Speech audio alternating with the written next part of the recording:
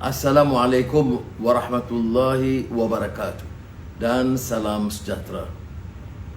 Saudara-saudari rakyat Malaysia dikasihi sekalian, kita telah melabuh tirai menutup tahun 2023 Masihi.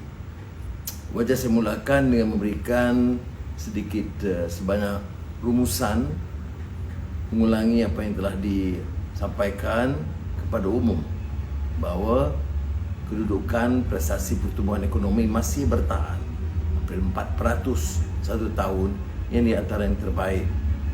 Tetapi ada lagi nikmat dan kejayaan, umpamanya penurunan inflasi kurang dari 2%, penurunan kadar pengangguran yang sangat rendah. Saya tidak mau terpukau dengan angka dan data ini kerana saya akui ukuran sebenarnya ialah tentang kemaslahatan, kebajikan, kesejahteraan rakyat. Peratus memang rendah, tetapi bagi yang tertekan dengan kehidupan, kos secara hidup dan sebagainya, masih perlu ditangani. Saudara-saudari, kita bekerja sebagai satu pasukan. Dan apa yang dicatatkan ini adalah berkat satu sistem politik yang stabil, yang baru dicapai setelah negara dilanda dalam suasana ketidaktentuan selama beberapa tahun. Jadi dengan pandangan dan nasihat pedoman Bawah Duli Yang Maha Mulia Raja Melayu, dan khususnya keputusan dan kebijaksanaan yang di-Pertuan Agong, kita telah dapat mengharungi dengan bergaya dan berjaya.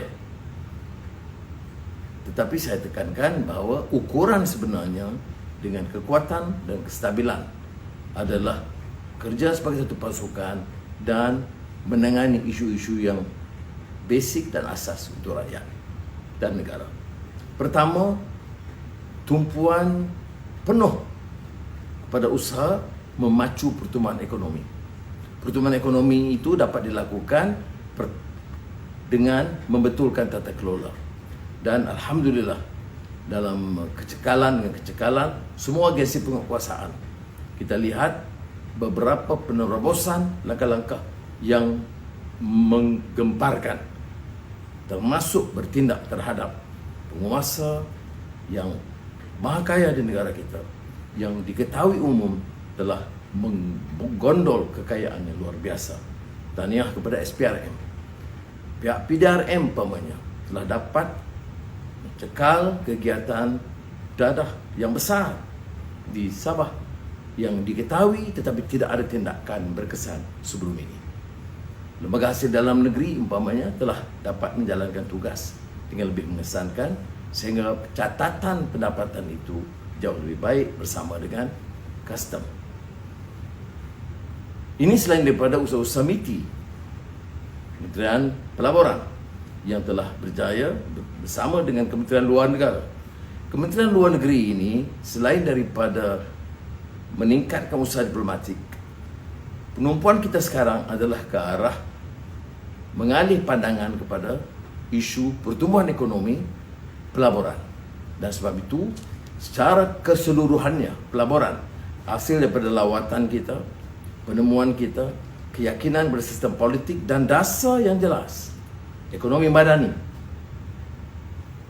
transisi tenaga ataupun peralihan tenaga, transformasi digital, pelan perindustrian, beberapa kerangka dalam belanjawan negara. Ini semua telah menyebabkan keyakinan bertambah dan secara menyeluruh mencecah hampir 350 bilion ringgit. Sekali lagi saya tekankan, angka ini tidak harus memukau. Pertama, untuk memastikan pelaksanaan itu jauh lebih berkesan. Kaedah lama tidak boleh dipakai, mesti diperbaiki. Kadar kecepatan, kepesatan, kelulusan oleh semua jabatan harus dikerah sebagai seolah-olah menghadapi isu keselamatan dan keadaan darurat. Kerana dengan cara ini kita boleh pacu ekonomi dan menjadi satu negara yang mampu berdaya saing. Baru-baru ini kita mencatat umpamanya status kota raya, Bandaraya Kuala Lumpur dengan minat pelancong dan pelawat yang jauh lebih baik ketimbang banyak negara-negara lain. Ini hanya satu permulaan. Sekali lagi, kalau kita rasa terpukau ikut kaedah lama, kita terbaik, kita akan menghadapi masalah.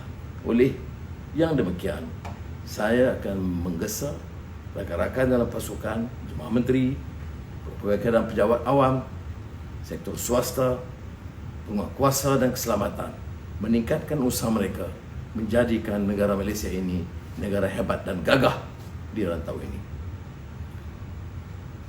Di antara cabaran kita yang lain adalah soal perpaduan dan keselamatan rakyat harus diberikan keutamaan.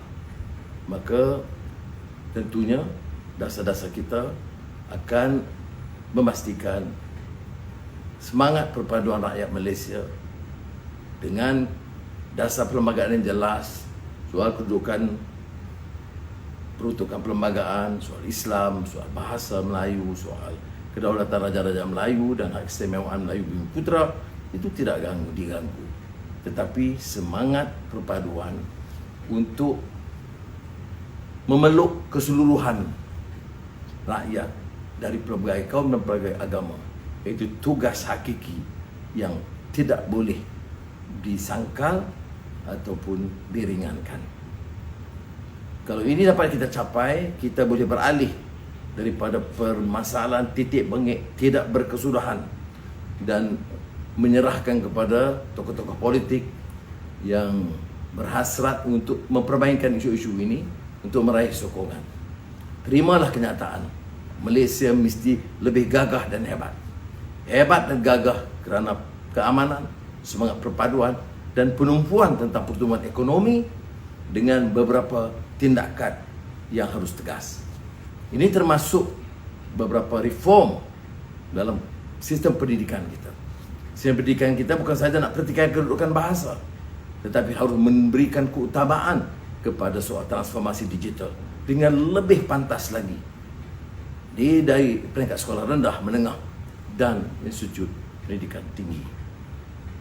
Pusat-pusat latihan, TVET, supaya pelaburan itu tidak hanya memberikan ruang kepada pekerja peringkat rendah, tetapi teknologi tinggi. Ini bermakna perubahan yang harus lebih radikal, anjakan paradigma yang lebih bermakna harus dilakukan oleh semua pimpinan di semua peringkat. Dan kita jangan bertolak ansur atau dialih pandangan dalam hal-hal yang remeh yang lainnya. Dan syukur Alhamdulillah, ketegasan kita juga diterima di peringkat antarabangsa. Dan seluruh jentera kerajaan dan pimpinan dalam memainkan peranan. Umpamanya, yang terakhir, selain daripada kenyataan kita yang tegas, mendukung semangat aspirasi perjuangan rakyat Palestin, khususnya Gaza, juga mengambil tindakan yang berani menghalang kemasukan barangan kapal Israel yang diizinkan sebelum ini oleh pemerintah terdahulu sejak 2012. Tetapi langkah ini dirasakan amat perlu. Begitu juga mengambil tindakan untuk mengelakkan beberapa kebincangan lain. Kita mengharapkan insya-Allah suasana global itu akan bertambah baik, walaupun ramai yang melahirkan kesangsian mereka kerana pergolakan Rusia-Ukraine yang tidak berkesudahan, walaupun pendirian kita ialah menganjurkan perundingan perdamaian di antara Rusia dan Ukraine, dan keduanya mengecam tindakan ganas, zalim pemerintah Zionis Israel yang terus menyerang, mengenepikan seluruh suara dunia kerana dukungan dan yang saya sebut kepura-puraan dan hipokrisi beberapa negara barat. Mudah-mudahan tahun 2024 masih ini memberi suatu suasana yang lebih cerah positif bagi rakyat Malaysia, dan tanggungjawab pimpinan dan seluruh jentera ialah untuk alih pendekatan tumpuan kita ke arah pembangunan ekonomi, supaya tumpuan meredakan nasib rakyat dari segi inflasi, dari segi pengangguran, dari segi kos sara hidup, dari segi mutu pendidikan, khidmat kesihatan dan khidmat kepada rakyat keseluruhannya dapat terjamin. Wassalamualaikum warahmatullahi wabarakatuh.